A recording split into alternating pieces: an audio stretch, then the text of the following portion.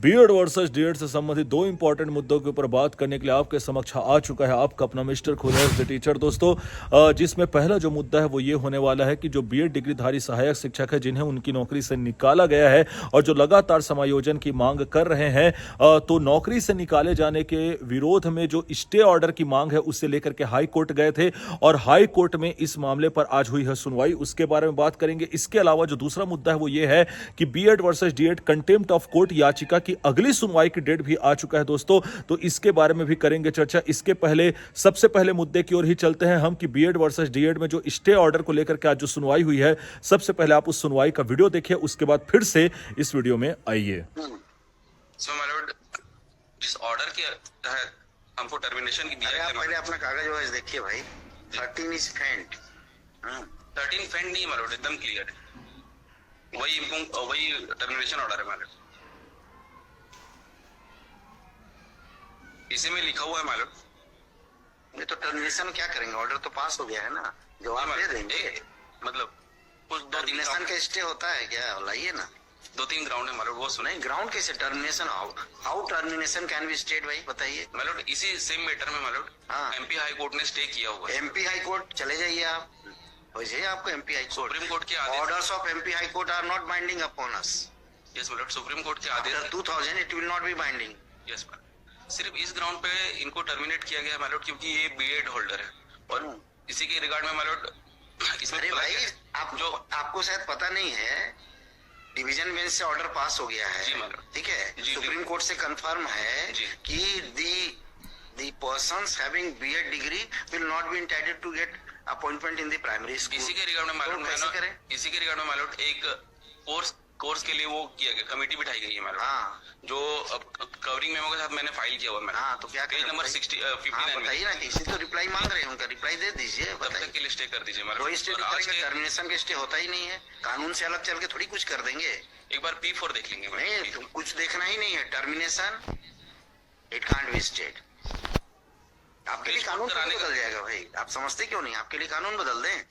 नहीं मालूम, ये दे दीजिए भाई, रिप्लाई का आदेश है मालूम। वैसे तो कुछ बनता नहीं है, पर रिप्लाई दे दीजिए फॉर्मल। डिसमिस ही होना है petition. You either you got it dismiss today itself so that you may file writ appeal. जी माय लॉर्ड, हाँ, जिस आदेश के तहत इनको निकाला जा रहा है माय लॉर्ड, उसमें भी बोला गया है कि रीअरेंज किया जाए। डिवीजन बेंच का ऑर्डर आपने देखा है क्या? जी मैडम। हाँ, इससे ज्यादा नहीं बोल सकता। दे दीजिए भाई, जवाब दे दीजिए। सो फ्रेंड्स, पूरी सुनवाई आप लोगों ने सुन ली होगी और आपने जज का, ऑनरेबल जस्टिस का रिएक्शन भी देख लिया होगा। बेसिकली यहाँ पर जो बीएड पक्ष के वकील थे उन्होंने ये बात बोली कि उन्हें सिर्फ इस बेसिस पे टर्मिनेट कर दिया गया है क्योंकि उनके पास डीएड की डिग्री नहीं थी, और दूसरी बात ये भी कही उन्होंने कि भाई ये चीज़ गलत है तो उनकी टर्मिनेट पर स्टे लगना चाहिए। तो यहाँ पर ऑनरेबल जस्टिस ने स्पष्ट कहा कि भैया टर्मिनेशन में कब से स्टे लगने लगा, तो टर्मिनेशन में स्टे नहीं लग सकता। इसके बाद बहुत ही सख्त तरीके से उन्होंने डांटते हुए वकील को यह बात बोली कि एमपी हाई कोर्ट के नियमों को हमारे ऊपर लागू मत कीजिए, एमपी हाई कोर्ट से हम प्रतिबद्ध नहीं हैं। इसके अलावा एक बात यहां पर यह भी बोली गई, बार बार यह बात बोली गई जस्टिस की तरफ से कि जो डिवीजन बेंच ने अपना जो फैसला सुनाया था, क्या आपने उस फैसले को ठीक तरीके से पढ़ा है, और अगर आपने ठीक तरीके से पढ़ा है तो इससे ज्यादा मैं कुछ नहीं बोलूंगा। कुल मिलाकर के दोस्तों स्टे ऑर्डर देने से मना कर दिया गया है। लेकिन यहां पर एक चीज हमारे लिए बहुत ही इंपॉर्टेंट हो जाती है इस पूरी सुनवाई में, अगर आप लोगों ने ध्यान से सुना होगा तो यहां पर ऑनरेबल जस्टिस ने एक बात बोली कि अगर आपको ये गलत लग ही रहा है तो आप रीट के लिए अप्लाई कीजिए, वहीं कुछ आगे हो सकता है, लेकिन यहां से आपको किसी प्रकार का कोई भी स्टे नहीं मिलने वाला है। तो दोस्तों, जो बीएड डिग्रीधारी सहायक शिक्षक जो स्टे ऑर्डर के लिए गए थे हाई कोर्ट में, वहां से उन्हें निराशा हाथ लगी है।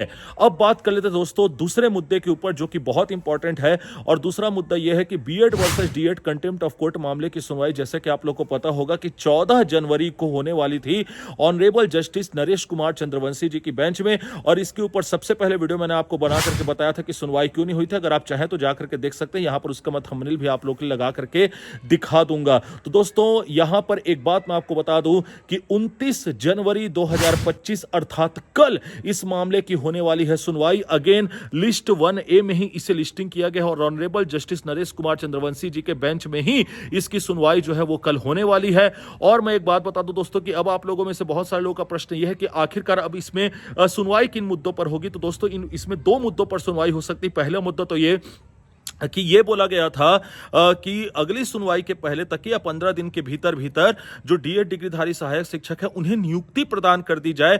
लेकिन अभी तक के दोस्तों काउंसलिंग का प्रोसेस शुरू नहीं हुआ है। 5 फरवरी से काउंसलिंग का प्रोसेस शुरू हो रहा है।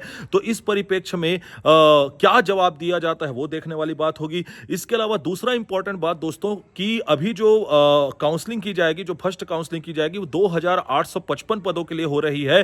तो यहां पर भी कोर्ट पूछ सकता है कि जो बचे हुए जो 900 पद है उनकी काउंसलिंग कब से होगी, क्या उनको इंक्लूड किया जा रहा है, नहीं किया जा रहा है, आगे का क्या प्लान है।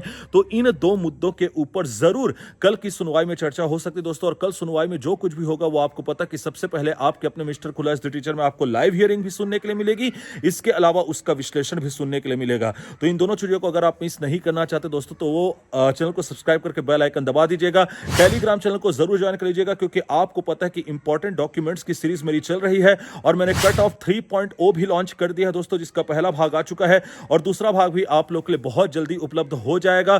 तो चैनल को सब्सक्राइब करके बेल आइकन जरूर दबा दीजिएगा। टेलीग्राम चैनल को ज्वाइन कर लीजिएगा और अपनी किसी प्रकार की क्वेरीज को शांत करने के लिए मुझे इंस्टाग्राम पर जरूर फॉलो करिएगा।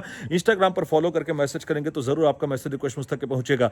मैं मिलूंगा आपसे नेक्स्ट वीडियो में, तब तक के लिए अपना और अपने से जुड़े लोगों का रखिएगा ख्याल। धन्यवाद।